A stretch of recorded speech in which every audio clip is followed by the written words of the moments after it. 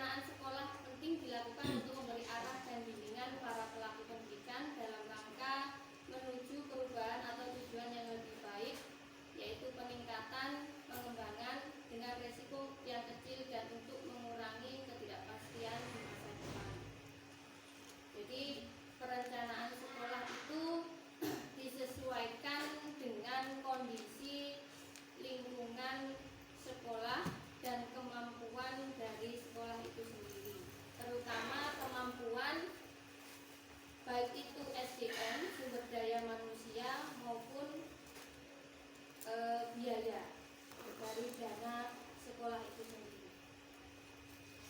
Jadi agar perencanaan tersebut bisa memberikan arahan atau bimbingan untuk mencapai suatu tujuan sesuai dengan visi dan misi sekolah kita.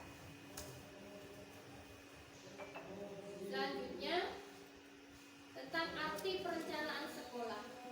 Perencanaan sekolah adalah proses penyusunan gambaran kegiatan pendidikan di masa depan dalam rangka untuk mencapai perubahan atau tujuan pendidikan yang ditetapkan.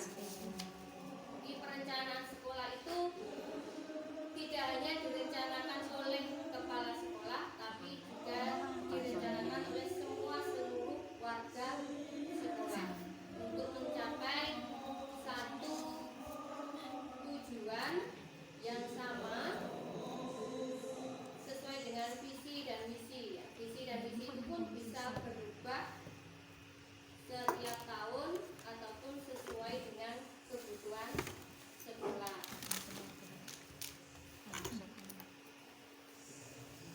Selanjutnya tujuan perencanaan pendidikan.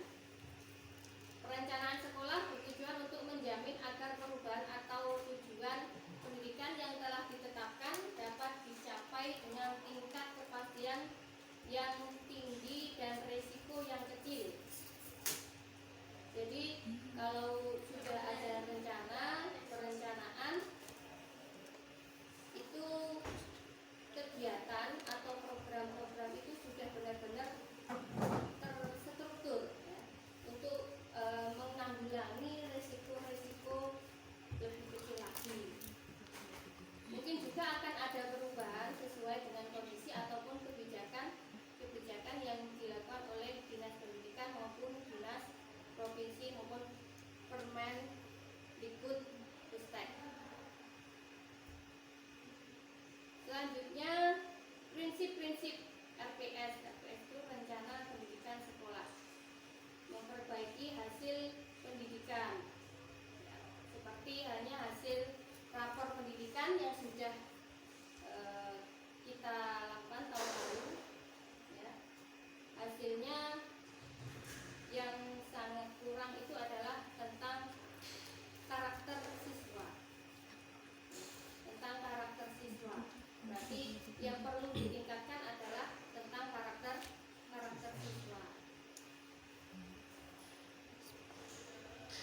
Membawa perubahan. Jadi setiap tahun harus ada yang namanya inovasi yang lebih baik lagi. Demand driven itu adalah dorongan permintaan baik itu dari warga sekolah itu sendiri, bisa guru, bisa murid, bisa wali murid, komite, ataupun dari pihak luar yaitu masyarakat. Terus menyeluruh keterpaduan dengan rencana pendidikan dinas kota atau provinsi, restada dan sebagainya. Terus partisipasi, keterwakilan atau transparansi, data driven itu data pendukung, ya seperti itu di rapor pendidikan. Kemudian realistis sesuai SWOT. SWOT itu S itu strength, itu kekuatan yang kita miliki itu apa? Itu di apa itu namanya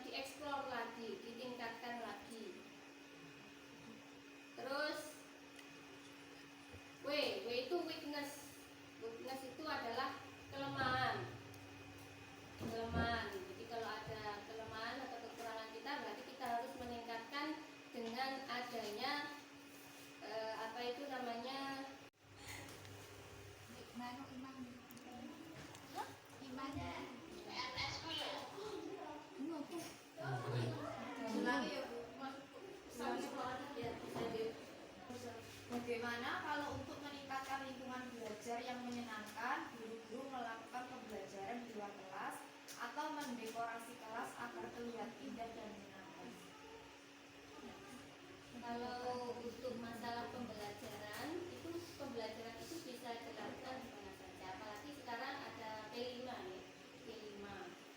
P5 itu tidak harus hasilnya itu tidak harus berupa karya, tidak harus berupa karya, bisa berupa perubahan dari siswa itu sendiri, kayak kedisiplinan. Makanya di modul ajar itu kan ada ya P5 itu yang ingin dicapai, kayak kedisiplinan, terus apa lagi, kejujuran ada ya, bertanggung jawab. Kalau dia kan karakter ya, kalau dulu kan K13 karakter yang ingin dicapai gitu ya. Kalau sekarang kan itu dengan P5, jadi tidak harus berupa karya. Jadi pembelajaran itu bisa dilakukan di mana saja. Makanya pada materi IPS namanya ya, IPS. Anak mungkin bisa diajak jalan-jalan ataupun wawancara dengan untuk mengetahui penghitungan jumlah penduduk. Mungkin bisa tanya ke, kita kan dekat dengan balai desa, bisa diajak di situ wawancara sebagainya. Terus juga tentang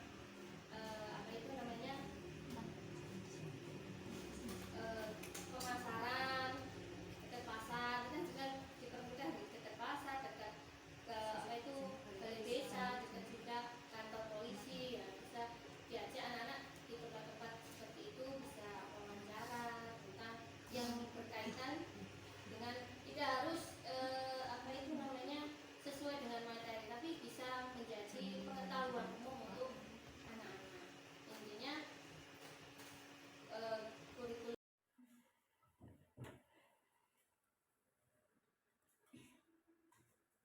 Jadi untuk di awal sebelum memulai pembelajaran itu kita dituntut untuk melakukan diagnostik awal, yaitu mengetahui gaya belajar siswa, baik itu audio, visual ataupun kinestetik.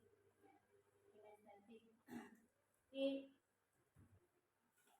kita juga dituntut untuk melakukan yaitu namanya pembelajaran berdiferensiasi sesuai dengan gaya belajar siswa. Memang agak rumit ya, karena kita membuat perangkatnya juga harus triple. Misalnya perangkatnya satu, kita juga harus buat misalnya LKPD-nya, lembar kerja peserta didiknya juga harus berbeda. Ada yang audio, kemudian yang visual, ada yang kinestetik. Terus lagi untuk menanggulangi fasilitas itu tadi ya, bisa kita kan sudah ada dua proyektor, mungkin bisa dibagi waktunya dengan penggunaan proyektor, karena saya amati anak-anak lebih suka mengamati video, apalagi pas waktu pelajaran itu TIK cenderung mas saya mengharap saking semangatnya pengen pegang komputer ya, mungkin karena anak di pondok pesantren tidak pernah memegang jadinya mungkin itu yang menarik buat mereka. Berarti memang Gen Z itu memang suka dengan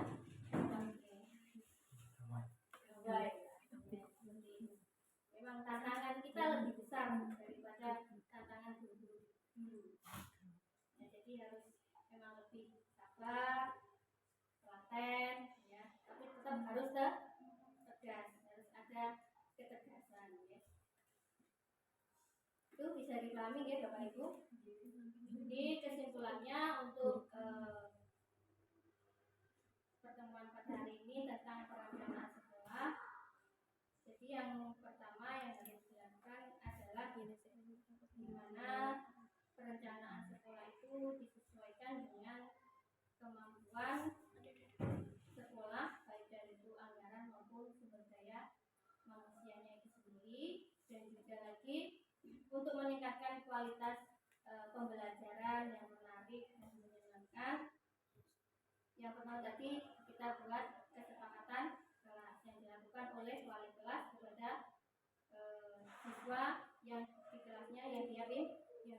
Selanjutnya pembelajaran yang menyenangkan yaitu dengan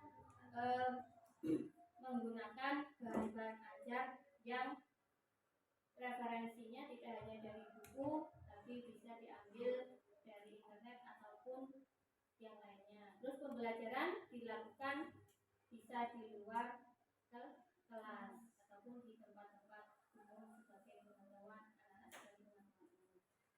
Itu saja untuk pertemuan hari ini.